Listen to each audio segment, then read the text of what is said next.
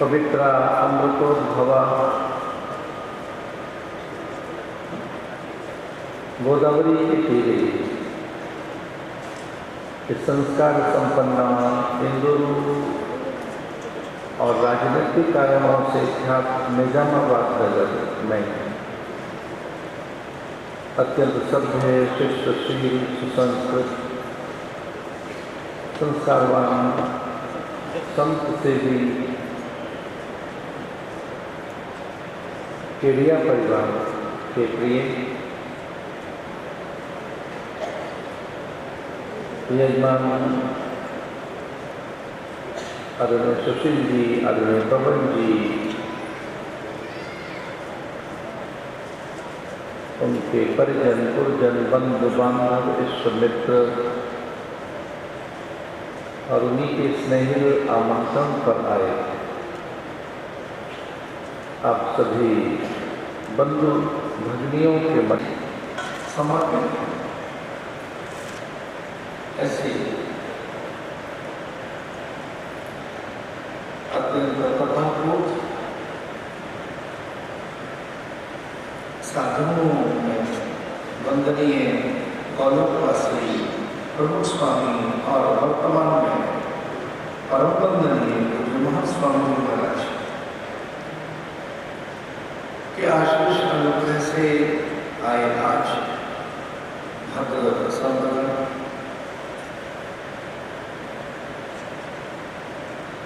अन्य संत जन वैदिक मतलब और आपकी आस्था आपका विश्वास और वह सत्ता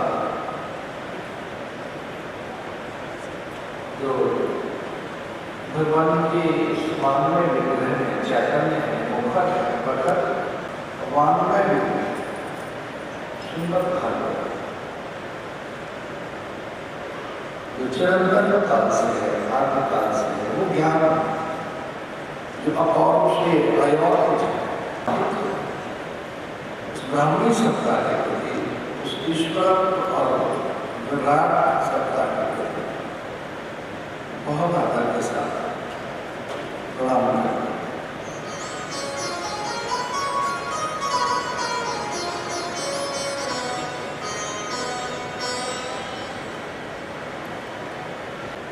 जीवो ब्रह्मणा अपरा, जीव ब्रह्म से विलग नहीं। ब्रह्म सत्यम जगत मिथ्या, मिथ्या का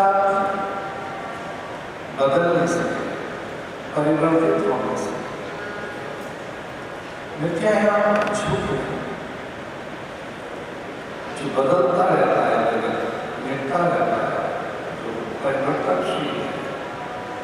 ऐसा जग जो क्षण भंगुर है, जिसमें निरंतर विकार है, ऐसा जगत जो वो जगत उसकी व्याख्या की बात सनातन धर्मोद्धारक भगवत का भाष्यकार भगवान शंकराचार्य कि जीव ब्रह्म से भिन्न नहीं है, जीव ब्रह्म ना अपरा।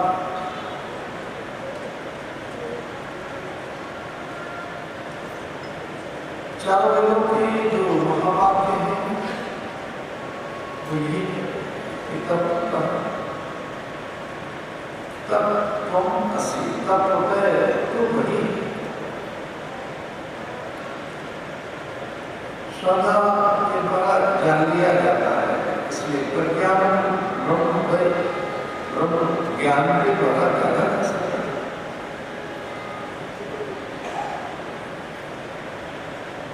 उसे जानने की बात की जो अनुभूति है, आत्मा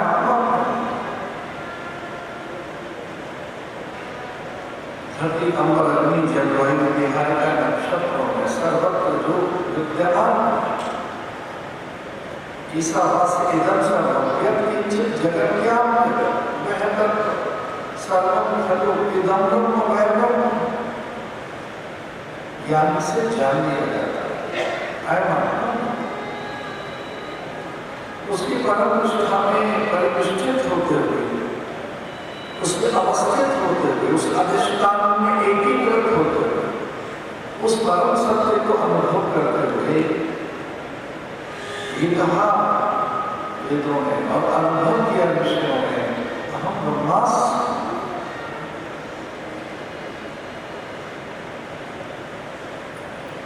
भगवान शंकराचार्य कहते हैं कि ये मेरा हाथ हो सकता है, मैं मस्तक हो सकता है, और मेरी त्वचा रंग रूप काय कलेवर नासिका चतुर्भुज भाल वक्षस्थल जैसे भीतर शिरोधाराएं धमनियां जैसा रक्त बहता मांस में रुधिर रस ऊतक कोशिकाएं, मैं भीतर की कोशिका नहीं हूं, धमनियों में बहने वाला रक्त नहीं, मैं मन नहीं हूं, मन सुख दुख हानिकार जय पराजय मान अपमान अवस्थाओं में रहने वाला है, जो इंद्रिय समूह के साथ रहता है। तो मन बुद्धि इंद्रिय में नहीं हूं, हमें जात भेदा स्त्री पुरुष में नहीं हूं, ये बाहर के आवरण होंगे। तो वो परम सत्य न स्त्री है न पुरुष है, बाहर से दिख रहा है। न मेरी शंका मृत्यु वाली देह मैं नहीं, मैं केवल श्वास में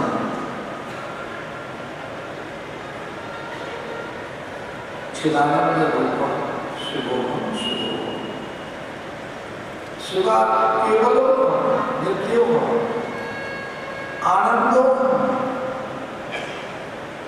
मैं आनंद स्वरूप सच्चिदानंद रूपा है, इसमें जो चित्त है वो प्रकाश, उस प्रकाश से सत्य और आनंद को अनुभव किया जा सकता है।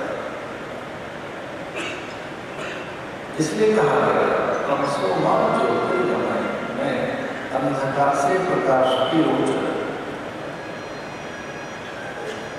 विशुद्ध ज्ञान देखा है त्रिवेदी दिव्य चक्षुषे श्री प्राप्त निमित्ताय तम सौमार्ग धारणे अमर तत्व से अमीर तत्व से परिचित होकर अपने स्वरूप को पहचान सका, जो मेरा वास्तविक स्वरूप है। यह ब्रह्म ज्ञान से संभव है। वह आनंद स्वरूप वो नित्य है, ये देह अनित्य है, आत्मा नित्य है, आप नित्य है। देह सनातन नहीं है, देह मिटती रहती है, आप सनातन है। इसके भीतर जो अनुभव करता है ईश्वर गुरुरात्मी की गुरु के ज्ञान से वो आत्म तत्व जो अनुभव कर रहा है, अपने ब्रह्मत्व को, अपने ब्रह्मत्व को, अपनी अजयता अनंतता, अपनी सनातनता, वो देह से भिन्न है।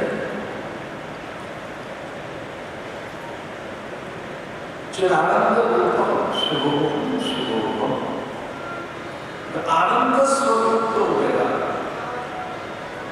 सुख मन की चीज है, सुख दुख मन की चीज है। आनंद मन की पर्दे से पृथक नहीं सकता। मन और बुद्धि और इंद्रियों से पृथक सत्ता जो है वो आनंद है, वो सत्य है। जब इंद्रियों की पर्दे से पृथक छलांग लगाती है चेतना, तब वो आनंद उपलब्ध होती है, ईश्वर उपलब्ध होती है। और ये अनुभव होता है, इसे जानने के बाद अपनी नित्यता का अनुभव होता है। शरीर अनित्य है, मैं नित्य हूं। शरीर को बदलते हुए देखा है हम सबने, इसके विकार, इसकी अवस्थाएं अपने पूर्व के चित्र सामने रखे जाए तो आप स्वयं कहेंगे कि ये मेरे बचपन का चित्र है, मेरा नहीं है, मेरे बचपन का, मेरे बचपन के शरीर का, ये मेरे यौवन काल का चित्र है।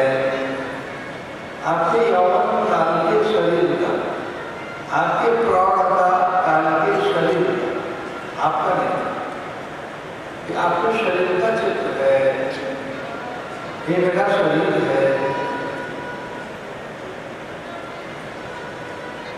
तो ये जो परम सत्य है साधन चतुष्टय सिद्धि के बाद अनुभव होता है, प्राप्त होता है। सच तो ये कि वो ज्ञान दान में ही देते हैं, ज्ञान अनुग्रह से प्राप्त होता है और कोई कारण नहीं। ज्ञान प्राप्ति का साधन एकमात्र अनुग्रह है। अनुग्रह से ही मनुष्य योनि मिली, मनुष्यत्व, मुमुक्षुत्व और ये महापुरुषों की सन्निधि अथवा सत्संग, ये भी अनुग्रह का ही कारण।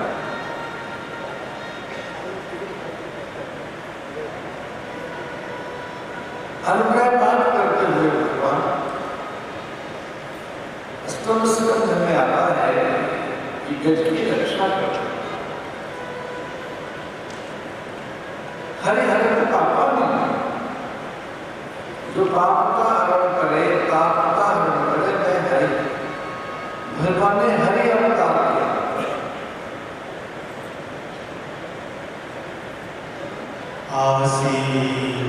वरो राजन् त्रिकूट इति विश्रुता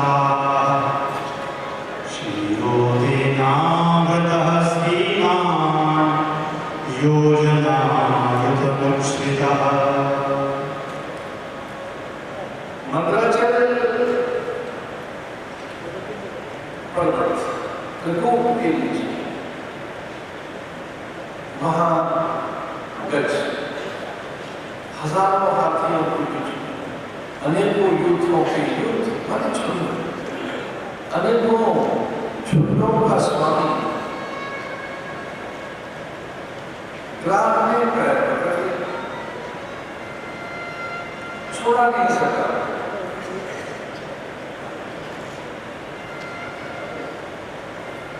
हम काल की तो बात छोड़ो, कृष्णाओं से, ऐश्वर्यों से, कामना स्पृहाओं से, लालसा वासनाओं से मुक्त नहीं होगा तो काल के अलग रास संसार निर्णास हित जैसे आए क्रोध काल स्पर्श करता है। इस सरोवर कोई और नहीं, संसार इस सरोवर गज कोई और नहीं, हम स्वयं ही गज में, ग्रह कोई और नहीं, काल ही ग्रह है या सांसारिक जितने कष्ट हैं, आदि दैविक, आदि भौतिक, आध्यात्मिक, इनसे बिगड़ कैसे, इनसे बिगड़ केवल भगवत कृपा के अनुग्रह से ही हो सकता, इससे मुक्त होकर, इससे अलग होकर, इससे पृथक होकर कोई नहीं रह सकता। आध्यात्मिक, आदि भौतिक, आध्यात्मिक के देश जो हैं इनसे बंधे हुए, इन्होंने पकड़ कर रखा है। पतंजल लोक दर्शन के अनुसार वे पंचक क्लेश, अविद्या से निकाला कर वेश, अभिनिवेश आदि, ये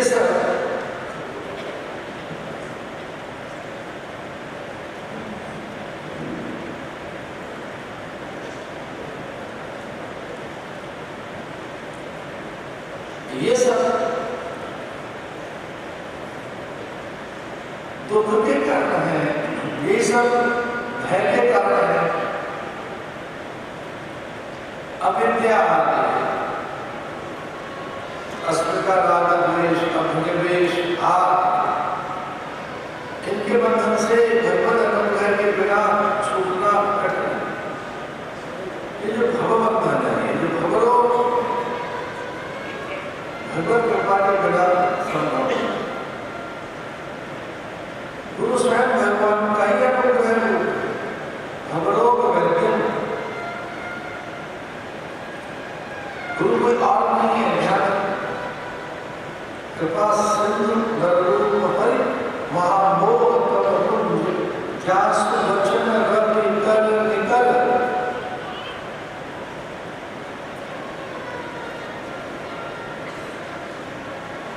कितनी बात नहीं है रामायण। हरि भगवान का एक अवतार होता है हरि, और गुरु रूपी हरि का हरि। हरि क्या है? हरि हरत पापा, हरि पाप का हरण। वैसे ही गुरु शिष्य की संतान का, शोक का, मोह, उसकी अविद्या और ज्ञान का हरण करता है। इसलिए उन्हें नररूप हरि कहा। कृपा सिंधु नररूप हरि, महाबोध तम जासु वचन रवि। ऐसे संज्ञा दी। भवरोग वैद्य भगवत से किसी ने पूछा कि ये जन अगर रोग है, हम रोग है तो इसकी औषधि क्या है? और उन्होंने कहा विचार औषधि, इसकी औषधि विचार ही है, और वो देता है गुरु।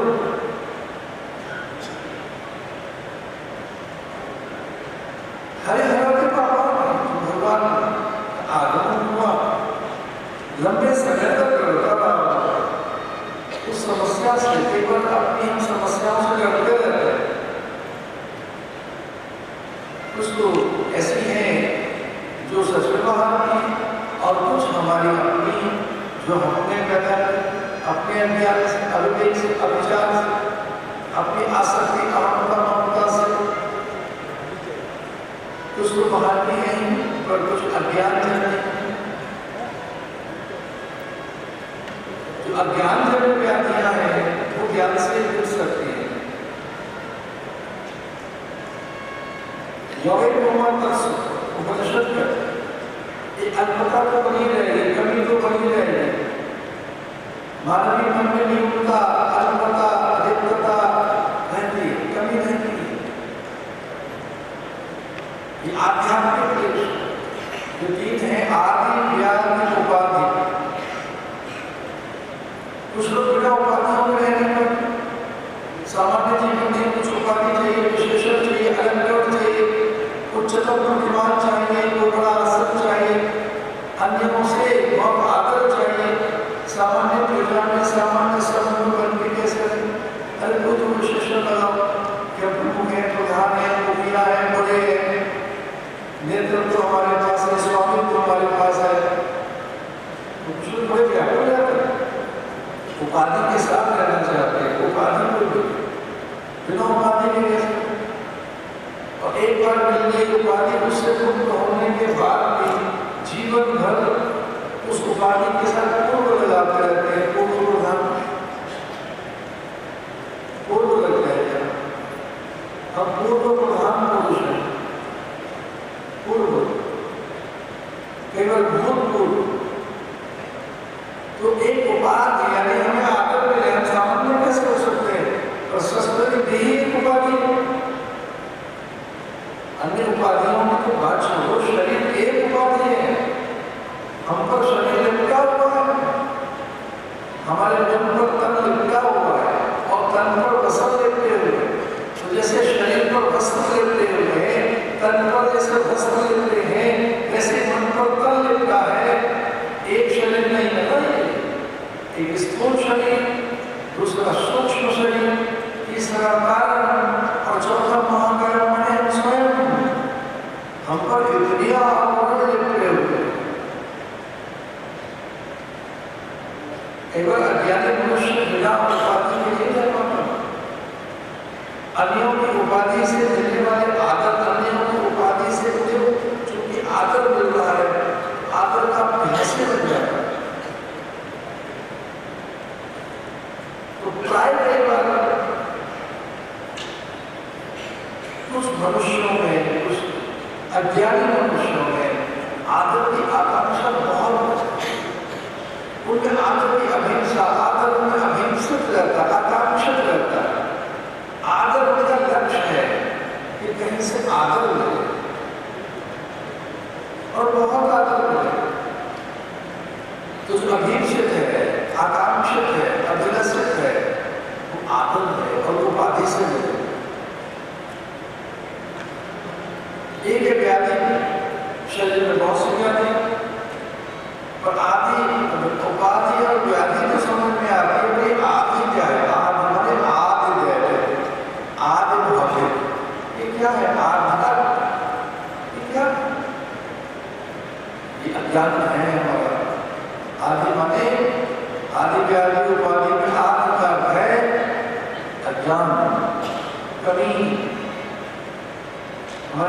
कमी बनी रहती है और सुख सम्मान मिले, आदर मिले, अधिक हो, ये तो कुछ नहीं। तो प्राय अज्ञानी व्यक्ति प्राप्त में असंतुष्ट रहता और अप्राप्त की आकांक्षा इसमें बनी रहती। कुछ लोग प्राप्त का सुख ही नहीं ले पाते। पूर्व में यही था कि पूर्व के उसके व्यक्तित्व को परिभाषित कर रहा हूं।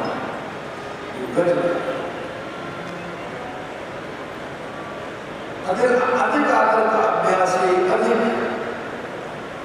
श्रेष्ठता का दम इसमें बड़ा है कि मेरे पास तो बल है, मेरे जितना बल किसके पास होगा? मेरे पास शारीरिक बल, मानसिक बल, बौद्धिक बल, अर्थ का बल।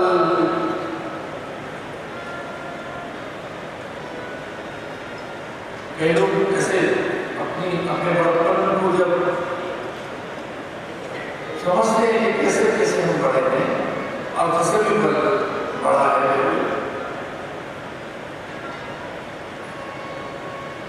कि जज के पूर्व चरित्र को परिभाषित किया है।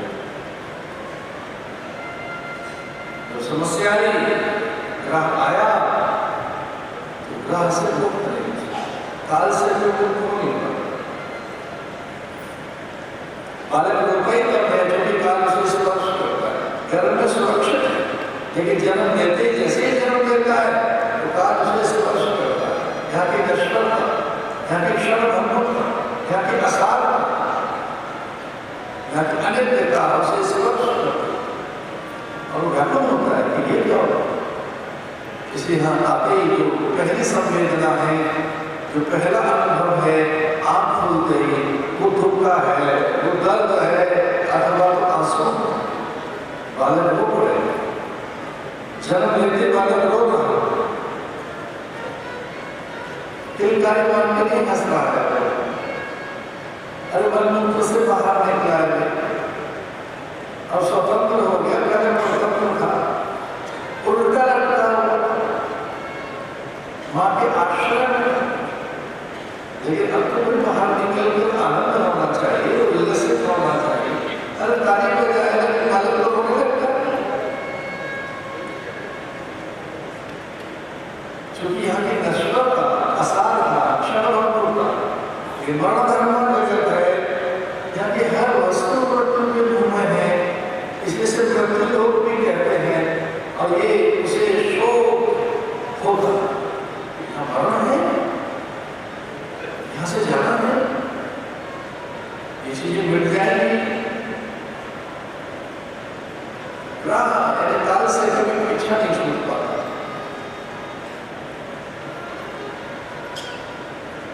बहुत सी समस्याएं ऐसी हैं जिनसे मुक्त नहीं हो पाता। लंबे समय तक युद्ध रहा, लड़ता रहा। आप लड़ते रहिए अपने अज्ञान से, अपने आलस से, प्रमाद से, अपनी पूर्वाग्रहों से। जब तक अनुज्ञा नहीं होगा, विजय नहीं मिलेगी, जीत नहीं पाओगे। लड़ता रहा, हंसता रहा, सब साथ छोड़ के चले गए, पूर्ण निर्भय साथ। एक भी तो नहीं था कोई अब साथ दे रहा, झुंड के झुंड सब चले गए, पूर्ण निर्भय साथ। अब वो निर्बल हो गया, दुर्बल हो गया, सुनेरी मैंने निर्बल के पर रहा। अब वो बल है ही नहीं, अब वो सामर्थ्य, बल घट गया। कितना लड़ाया तो वो कितना लड़ता है, बल घट गया, सुनेरी मैंने निर्बल के पर। अब उसे याद आ रही है कि कहाँ से मेरी सहायता हो सकती है।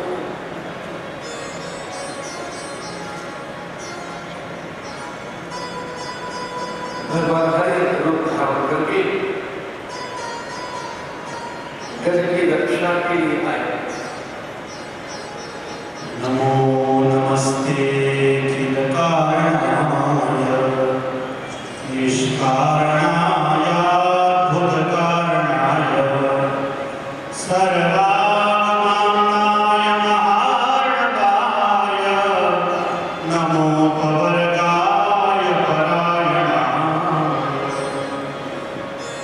अद्भुत प्रार्थना करने लगा भगवान की। जब भगवान आए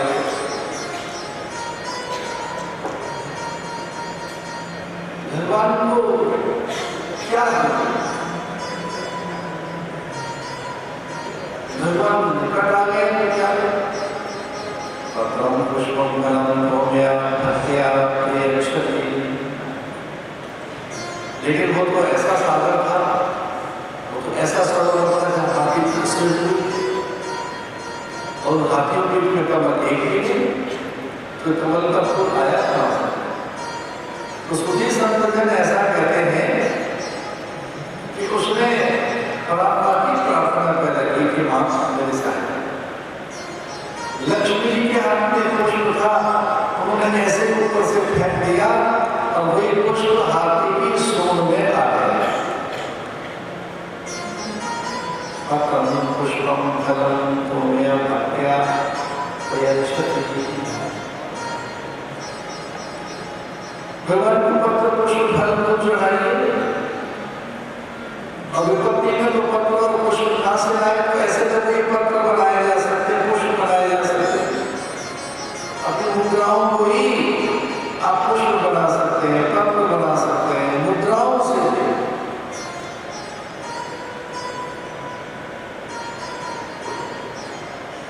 नमः शांताय गौराय मूढ़ाय गुणधर्मिणे निर्विशेषाय साम्याय नमो ज्ञानघनाय च। तस्मै नमः परेशाय ब्रह्मणे अनन्तशक्तये अरूपरूपरूपाय नमः आश्चर्यकर्मणे। पूर्व का जन्म याद आ गया। उस पूर्व के जन्म के कारण ही भगवान प्रकट हो गए। जगह परम जाप्यम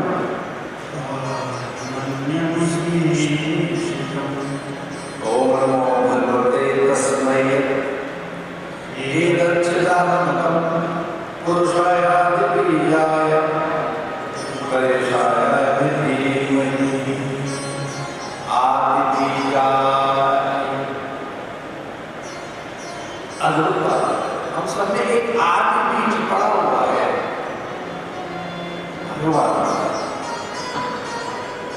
हम भगवान में ही बीज हैं। यद्यपि आदमी शब्द से मुझे कोई आपत्ति नहीं है, हम आदमी भी पर ध्यान आदमी नहीं है, हम मनुष्य हैं। हम भगवान के मनुष्य से बने हैं। एडम से आदम से हम आदमी नहीं हैं। अब गलत है कि आदम शब्द कहां से आया? आदम शब्द कहां से आया? आदमी आदम से आया। आदम माने एडम की वो एप्पल वाले बहुत बड़े थे जो यहाँ बैठे हैं सारे, तो उनके इस हादसे से मुझे पता लग गया कि वो समझ गए एडम ही एडम उस एडम से आदम, आदम से आदमी। और वो ये कहते हैं कि आदमी पशु ना, पश्चिमी लोग ऐसा कहते हैं। पश्चिमी पश्चिमात्म दर्शन ये कहता है कि मनुष्य सोशल एनिमल है। ना भैया हम सोशल एनिमल नहीं है, हम शुद्ध बुद्ध हैं, शुद्ध चैतन्य हैं। हम में भगवान का बीज है। वी आर नॉट एनिमल,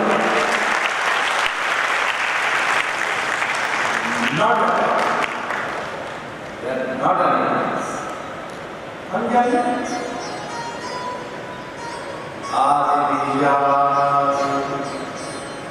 आदि बीज है परमात्मा का। भगवान स्वयं हमारे पास जीव भूत सनातन। जब मनुष्य को ज्ञान के द्वारा अनुभूति होती है तो ज्ञान की अनुभूति भी तो है।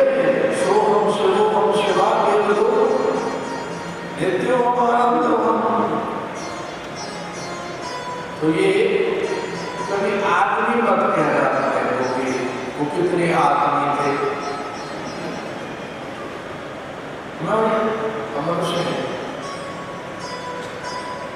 और मनुष्य किसलिए भगवान के मन से करे? हम तो भगवान के मन की ऊपर जब भैया भक्त्वा कर्मणि सिद्ध्यते, भक्त्वा कर्मणि सिद्ध्यते, हम तो भगवान के मन से कर्म करते हैं। अष्टकम प्रावपयो छन्दांसि यस्य पर्वाणि यस्य वेदस्ते।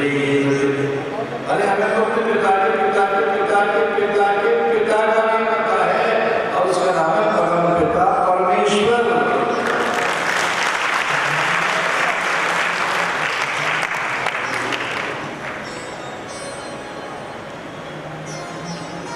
परम पिता परमेश्वर।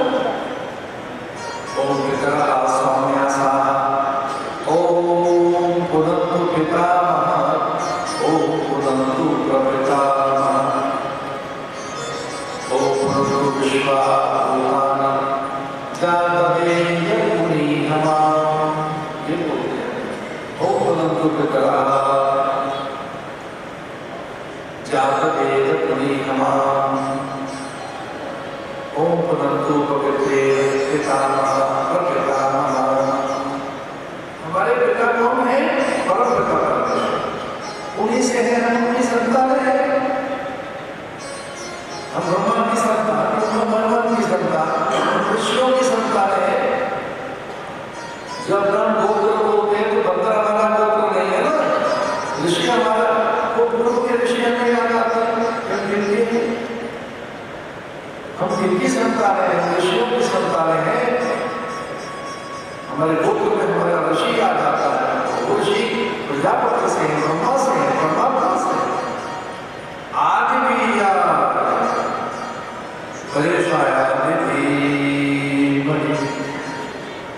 पूर्व की स्मृति याद आ गई, भगवान का स्मरण किया और भगवान कर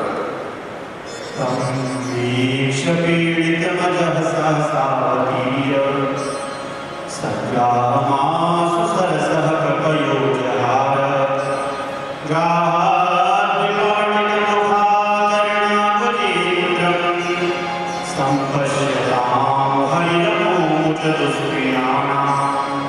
भगवान की अद्भुत प्रार्थना कहा है कैसे?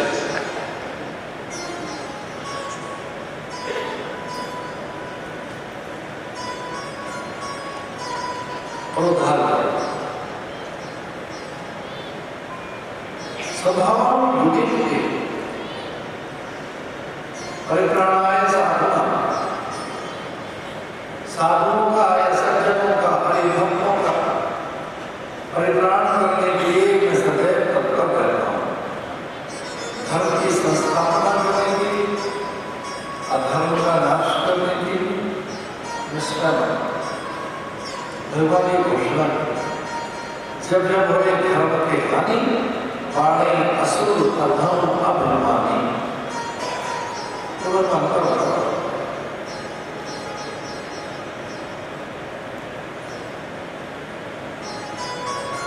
बड़ी सुंदर सी कथा समुद्र मंथन की है। समुद्र मंथन वाले भगवान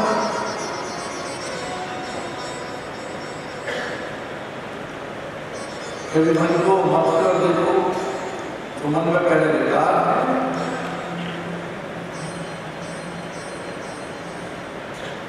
विकारों से मुक्त हो तो अमृत में।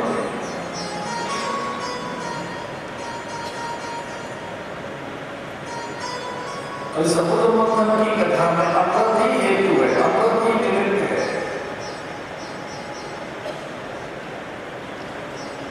समुद्र मंथन की कथा में भगवान ने 5 अवतार लिए।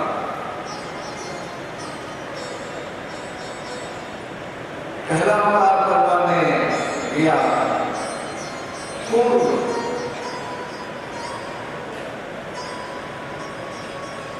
अवतार मंगलाचरण को पीठ पे रखने के लिए।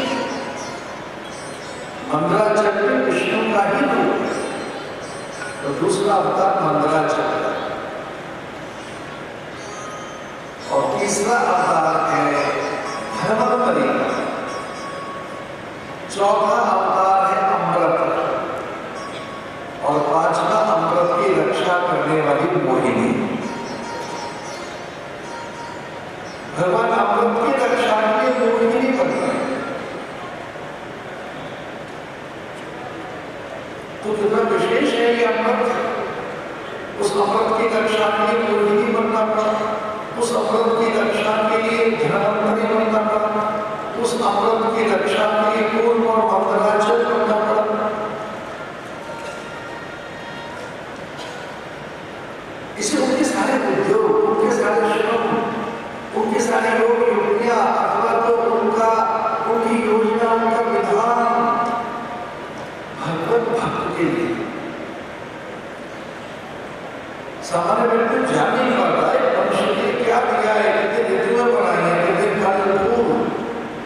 कितनी औषधियां, कितनी विविधता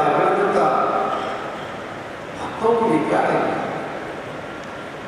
सामान्य जनों को तो पता नहीं मिला है कि नहीं मिला, और भक्तों को विशेष भक्तों को विशेष चीज प्राप्त है, उसको थोड़ा ध्यान चाहिए। सामान्य जन भी उससे लाभान्वित होते हैं, अन्य भी उससे लाभान्वित होते हैं, लेकिन सर्वाधिक लाभान्वित जो होता है वो है भक्त। एक वस्तु भगवान ने कैसे दी है भक्त को, करना चाहिए क्या है? वो है प्रसाद। ये भगवान ही देते हैं,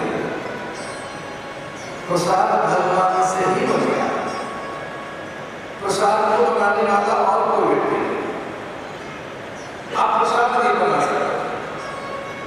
आप बनाएंगे तो लड्डू है, पेड़ आया, पकवान है, व्यंजन है, मिष्ठान है, विविध प्रकार के भोज्य पदार्थ हैं जो आपके द्वारा बनेंगे, लेकिन जब तक ईश्वर उन्हें अर्पित नहीं कर रहे, ईश्वरार्पित नहीं हो जाते, जब तक भगवान उसे स्पर्श नहीं कर लेते, जब तक भगवान आरोप नहीं लेते, जब तक भगवान उसे स्वीकार नहीं कर लेते, तब तक वो प्रसाद नहीं बनता। तो इसका अर्थ है कि हमारी वस्तुओं को भगवान छूते हैं, तभी तो प्रसाद बनता है।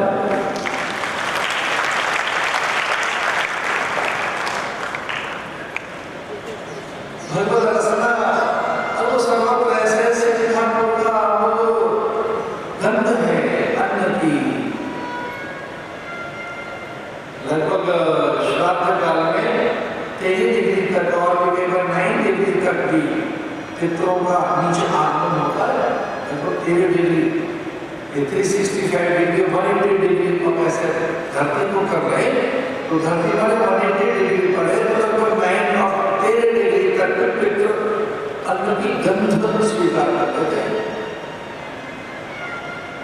अन्न की गंध एक विशेष प्रकार का जो अन्न है, खीर है, हलवा है, जो विशेष प्रकार का अन्न है, यम है, जौ है, तिल है, चावल है, और विशेष प्रकार का जो अन्न है वो गाय के गर्भ से ही बनता है, तभी उसमें उछाल आता है, तभी वो उत्थापित होता है, तभी वो अन्न अपनी गंध के साथ आकाश की ओर बढ़ता है, धूम्र के साथ अथवा गंध के साथ। वो अन्न और किसी में नहीं है, वो मतलब उसे एलिवेट करने के लिए ये कितना गाय के नहीं होगा, बहुत ध्यान से समझ लीजिए, यज्ञ केवल गाय के घी से होगा, अन्य घी से यज्ञ हो ही नहीं सकता, और अन्य किसी घी से आप यज्ञ कर रहे हैं तो महापुरुषों का ऐसा कहना है कि ये आप कुछ अनिष्ट नहीं कर रहे, क्योंकि वो धर्म मान्य नहीं, फिर ऐसी क्या व्यवस्था है कि यज्ञ करना। अगर सामग्री नहीं है, यज्ञ तो साधन का नाम है, सामग्री से यज्ञ होगा। यज्ञ विधान आप प्रार्थना कीजिए, प्रणाम कीजिए, वंदन कीजिए, स्मरण कीजिए, परिक्रमा कीजिए, पारायण कीजिए, पाठ कीजिए, मंत्र का जाप कीजिए। ऐसी हट क्या है कि हमको यज्ञ करना है? यज्ञ तो साधन का नाम है, यज्ञ तो साधन, और उसके लिए गौ चाहिए, गौ का घर, बिना गौ के यज्ञ हो ही नहीं सकता। इसको गौ दान बड़ा दान बताया, जो गौ से यज्ञ होगा। प्रसाद, और प्रसाद की उत्तम कोटि का प्रसाद, यदि प्रसाद में उत्तम प्राप्ति है तो वो अमृत है। यदि उत्तम कोटि का प्रसाद है तो अमृत है, और ये अमृत भाव से भी बनाया जा सकता है। ये अमृत उच्चतम भावनाओं से, दिव्यतम उत्कृष्टतम भावनाओं से, सहज समर्पण से अमृत बनाया जा सकता है। और ध्यान से सुनो, अमृत बनाने की कला हम बताते हैं। गाय की 5 चीजें अमृत है, पंचामृत। गाय की चीजें क्या है? पंचामृत। हमारा गाय नहीं मिल रही है, अरे छोड़ तुम्हें मिल रही है, संत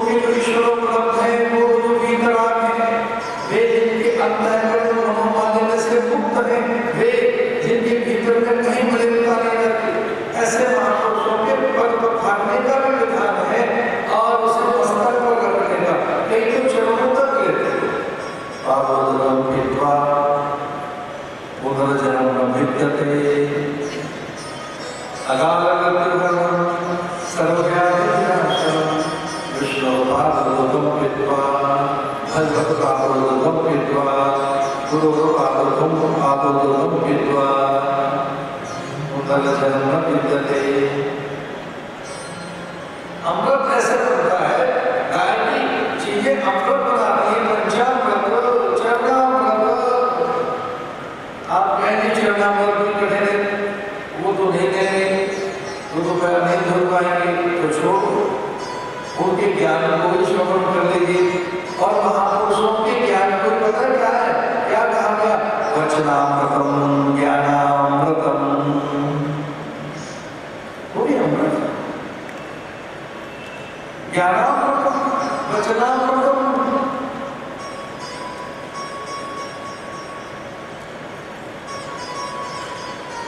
ये भी संभव नहीं है, तो चलो एक और अमृत बताएं, नामामृतम, भगवान के नाम में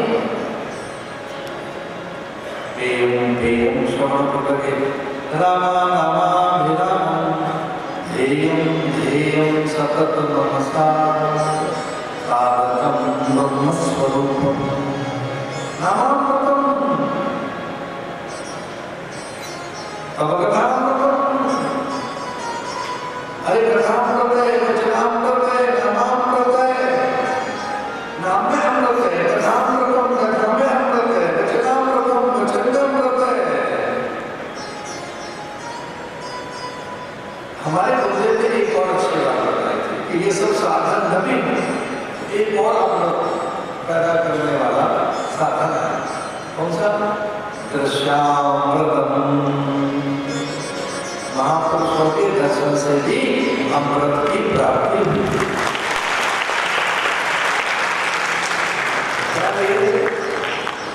साधुनाम दर्शनम भो साधु क्षणम निष्ठ मैं चिंता में। अरे तेरा दर्शन मात्र से मेरी चिंता कर गई है। साधुनाम दर्शनम पुण्यम, एक अमृत कौन सा? दृश्यामृतम ज्ञानामृतम वचनामृतम कथामृतम प्रेमामृतम।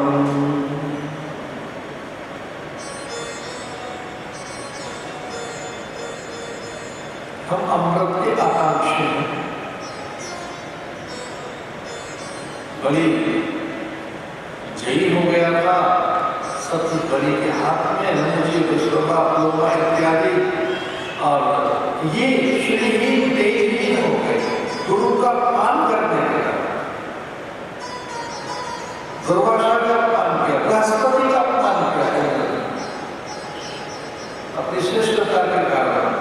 अरे जिनके कारण बड़े बड़े रहते हो, जिनके कारण मुझे प्रतिष्ठित हो, उन कारणों का तो विस्मरण कभी नहीं करना चाहिए। ऊंचाइयां बनाने कितने साधनों से आपके हाथ लगे, हम क्या ऐसे ही ऊंचे हो बैठे या व्यासपीठ पर ऐसे ही बैठे? इसके ऊपर पता नहीं कितने कारण, उनका अनुग्रह, उनकी विद्या, उनके अनुभव, उनके आशीष फलीभूत हुए। तो फिर ये हमें व्यास बनकर व्यासपीठ पर कथा का अधिकार प्राप्त हुआ है। इसमें युक्ति बुद्धि चाहिए, अपना श्रम साधन नियम और कोई तपस्या नहीं, ये तो उन्होंने अनुग्रह किया है। इसलिए एक निमित्त आप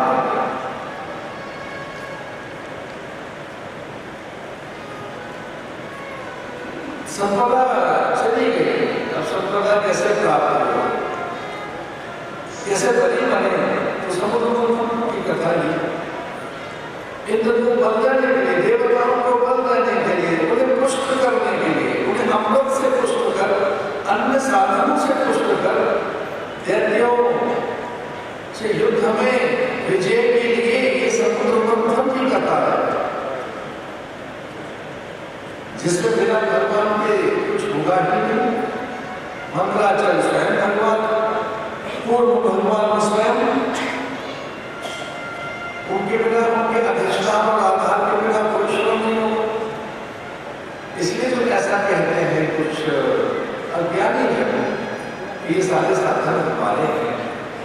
नहीं फिर साधनों का अधिष्ठान कौन है, साधनों का आधार कौन है, साधनों का मूल आधार स्वयं परमात्मा।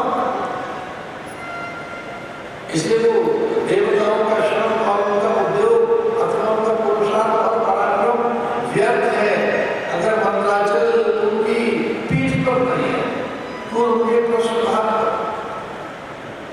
अब वासुकी नाग से श्रम भी किया गया, समुद्र को मथा गया तो मिला आरंभ में विष, और जिसे एक कैसे भाग लिया बिना विचारे जो करे सो पाछे पछता है। विष और कठिनाइयां देकर भाग लिए तो फिर गुरु बृहस्पति ने कहा कि महादेव का आह्वान कीजिए और वो रक्षा करेंगे। नमः शिवाय गुरुवे सच्चिदानंदमूर्ते निष्प्रपंचाय शांताय निराधाराय नमस्ते गुरुदेवाय नमस्ते यशाय नमस्ते विघ्ननाशाय शुभ शक्ते नमो नमः।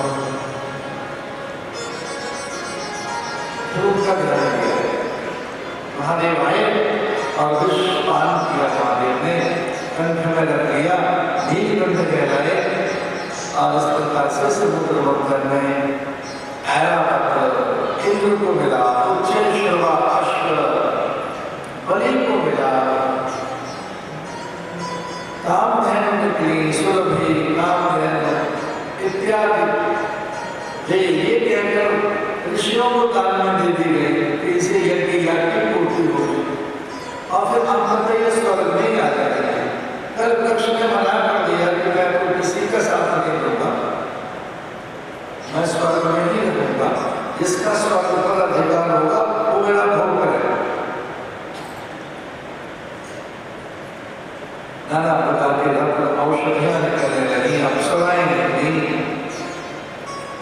और चहुँ दिशाओं को सभी दिशाओं को आलोकित करने वाली बड़ा बड़ा लक्ष्मी का आगमन हुआ। समुद्र से लक्ष्मी जी प्रकट हुई, जो किन्हीं कारणों से गोपनीय अवस्था में रह रहे थे। एक बार लक्ष्मी चुपचाप चली आती है, फिर उनको प्रकट किया जाता है श्रम के द्वारा, उद्यम के द्वारा, उद्योग के द्वारा, पुरुषार्थ के द्वारा। परम वैभव जिनके पास ऐश्वर्य, जिनके पास ऐसी लक्ष्मी प्रकट हुई, वे भगवान की वंदना करते हैं इस रूप में। ओम हिरण्यवर्णां हरिणीं सुवर्णरजतस्मितां चन्द्राभरणमयीं लक्ष्मीं जातवेदो महाबलो। लक्ष्मी प्रकट हो, सबने मनाने लगे, लक्ष्मी ने मना कर दिया कि नहीं, मैं बंटवारे की चीज नहीं, आप नहीं बन सकते।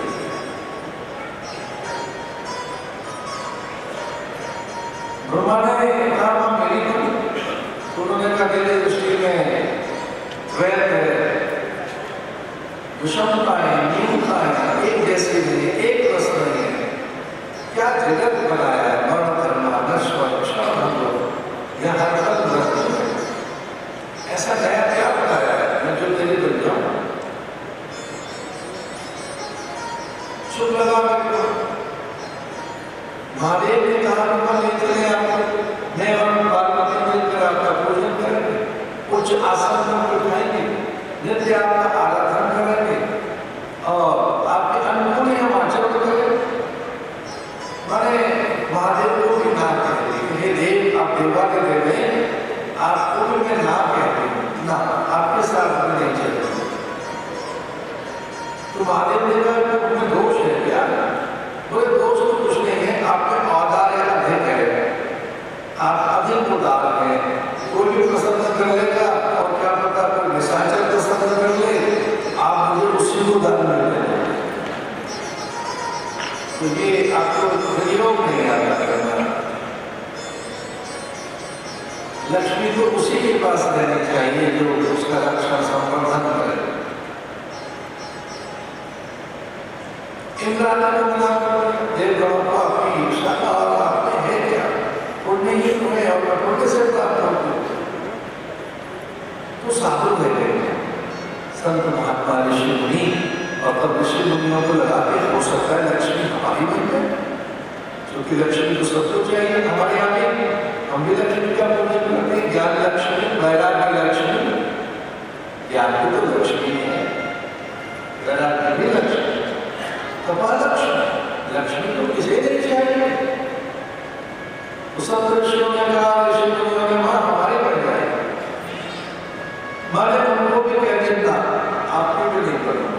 तो ऋषियों में बड़ा संकोच हुआ और उन्होंने कहा कि कोई दोष हो हमें, न्यूनता हो तो बता दीजिए, हम जब तब करके उसे ठीक करेंगे। तो मैंने उनको हल्की से ठंडा लगाकर कहा कि आपने एक ही दोष है कि तब से आप में अभिमान आता है और आप अपने को श्रेष्ठ मान लेते हो। कभी कभी तपस्या का अभिमान, तपस्या का अहंकार आपको याद रहता है, आपकी नहीं होती। अहंकार में करने का आपको आवेश भी आ जाता है, क्रोध भी आ जाता है। तो जिन्हें क्रोध आ जाता है अभिमान के कारण, मैं उनकी भी नहीं बनूंगी। तो सबने एक साथ पूछा, तो किसकी बनोगी? उन्होंने कहा जिसे क्रोध नहीं आता है उसकी बनोगी।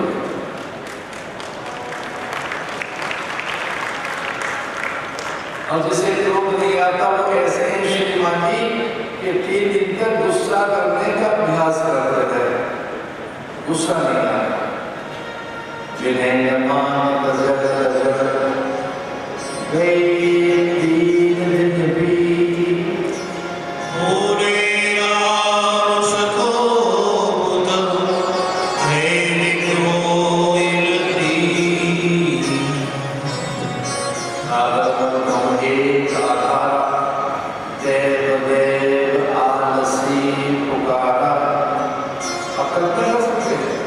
लक्ष्मण भगवान पास क्या है?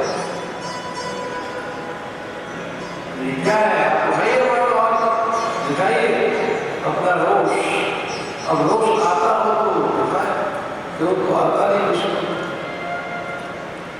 ये तो महादेव के हिस्से की चीज है कि उनके तृतीय नेत्र में कंपन हो तो प्रलय के बीज को देते। तो महादेव ये जो संधारक है, विष्णु तो उद्धारक है। विष्णु तो वध करता है, संहार नहीं करते। विष्णु वध करते हैं, वध और संहार का बड़ा वध में उसे समय दिया जाएगा। शिशुपाल को तो कहा कि तू 100 अपराध कर लेगा उसके बाद विचार करेगा।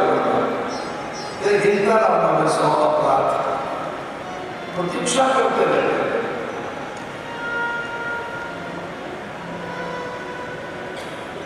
थोड़ा प्रणाम बेटा, भगवान नारायण को वरुण करने के लिए चल रही और नारायण के मामा में एक और भी बात है जो बड़े आदर के साथ कह रहा हूँ, चरणों में ही बैठ गए। अगर क्रोध नहीं करोगे तो लक्ष्मी चरणों में आकर बैठ जाएगी।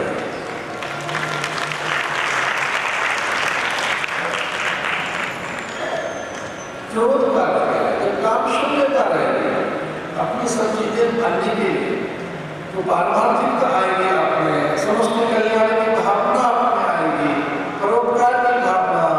ये वैष्णव तत्व है। और भगवान का क्या रहेगा? हम तो वेदांत के अभ्यासी हैं, वेदांत के विद्यार्थी हैं। तो उसमें भगवान की जो वेदांत में आता है पारमार्थिक सत्ता जो है वो यही तो है। भगवान की व्यावहारिक सत्ता, प्रातिभाषिक सत्ता और एक पारमार्थिक सत्ता, यही कि वो हर के हित में उनकी हर चीज दूसरे की।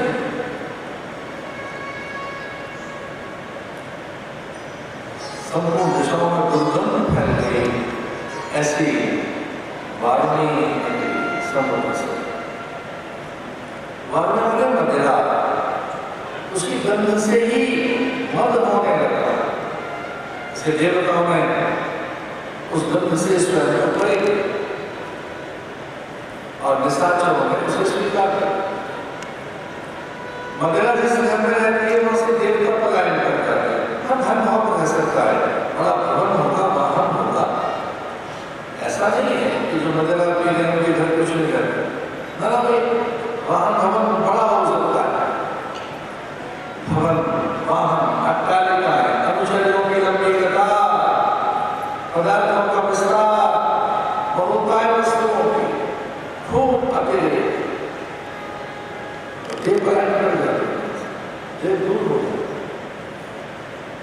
जब मदिरा का सेवन होता है तो आप दो नहीं रहते, वो गंध में माने नहीं, मदिरा का जो गंध है वो नासा पर पहुंचे, इसलिए सुगंध में वो रहते हैं, दुर्गंध में नहीं। जो हवन की सुगंध है वो देवताओं को सुगंध।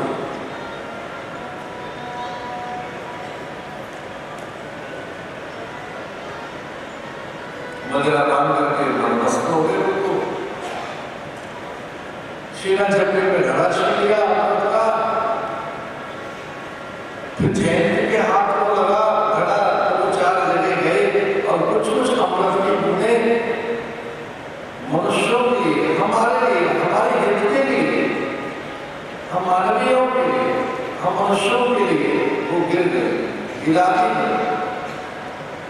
तो एक विशेष लोक में चैतन्य होंगे, एक विशेष लोक में वो फिर से साकार जीवन और मुखर होंगे, किसी एक कारण नहीं वो चैतन्य होती है और जल में वो प्रकट होती है, उसे कुंभ का काल कहते हैं। कुंभ में अमृत झट जाता है,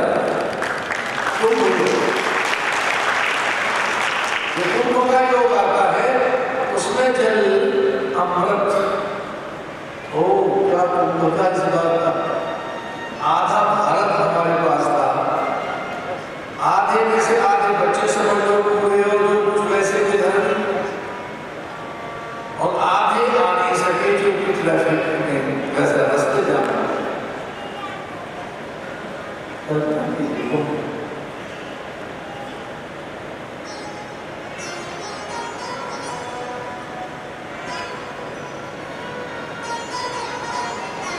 सिंह राशि में आने वाला है वो कुंभ कर या नासिक, फिर आएगा उज्जैन, तो कुंभ का योग उसके बाद आएगा हरिद्वार में, और फिर 12 बरस के बाद आएगा प्रयाग में। मकर की प्रचंडता में प्रयाग का, सिंह की प्रमुखता में त्र्यंबकेश्वर या नासिक और अवंतिका उज्जैन का, और कुंभ योग में हरिद्वार।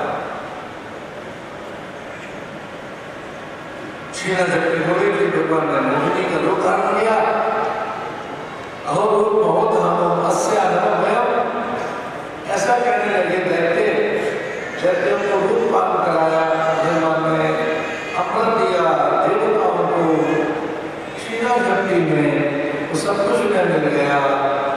और हमारे प्रति इसका गहरा भाव है, वो शिक्षणी बनी हुई भेद कर रही स्त्री, इसके भीतर में खोट है, दैत्यों पर एक अनुराग दिखा रही है नहीं, अनुराग इसका देवताओं में, इसे उसने भी बंदी बैठकर अमृत पान किया, उसने कीर्ति बना, बड़ा भारी युद्ध हुआ, दैत्य पराजित हो गए, देवगुरु बृहस्पति की शिष्य जीत गए, और दैत्य गुरु शुक्राचार्य ने बस संजीवनी विद्या के द्वारा उन्हें पुनरुज्जीवन दिया और कहा कि अब सही रास्ते पर आओ, यदि आगे करोगे तो फिर ये स्वर्ग मिल जाएगा। अरे यज्ञ करो, बलि को यज्ञ का उपदेश।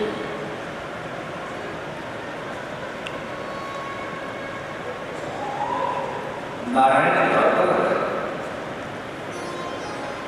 यज्ञ का विष्णु, यज्ञ कोई और नहीं, साक्षात विष्णु, यज्ञ है विष्णु, यज्ञ नारायण है, यज्ञ परमात्मा स्वयं है, यज्ञ स्वयं ब्रह्म है। अगर यज्ञ स्वर्ग का अधिकारी बन जाएगा, पर मेरे कहने से ये 100 यज्ञ करने हैं। ओम प्राणाय स्वाहा, अपानाय स्वाहा, व्यानाय स्वाहा, उदानाय स्वाहा, समानाय स्वाहा, प्रजापतये स्वाहा, प्रजापतये नमः, ब्रह्मणे स्वाहा, ब्रह्मणे नमः, अग्नये स्वाहा, अग्नये नमः। ऋग्वेद का तो पहला मंत्र ही अग्नि से आरंभ होता है, अग्नि में पुरोहित। अत्यंत प्राचीन कुछ है, आद्य कुछ है, पहले से पहले कुछ है, ज्ञान का स्रोत जो है वो जो अपौरुष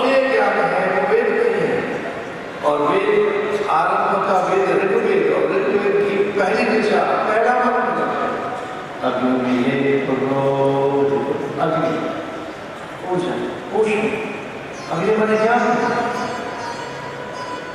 प्रकाश ये